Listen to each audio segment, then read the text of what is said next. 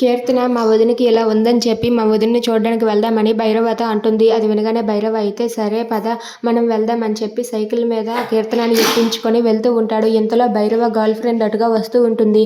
అది చూసి రాజా ఏంటి రాజా నీ భార్య అని చెప్పి అడుగుతూ ఉంటుంది.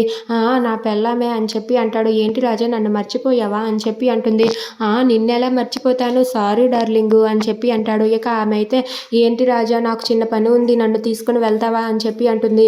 దాంతో అక్కడ ఉన్న భైరవ అయితే కీర్తన డార్లింగ్ నువ్వు దిగు అని చెప్పి కీర్తనని అయితే దించేస్తాడు. దించేయగానే అది చూసి కీర్తన ఒక్కసారిగా షాక్ అయిపోతుంది. ఇక ఆ అమ్మాయిని అయితే ఎక్కించుకొని సైకిల్ మీద వెళ్ళాలని అనుకుంటూ ఉంటాడు. అది చూసి కీర్తన అయితే చాలా బాధపడుతుంది.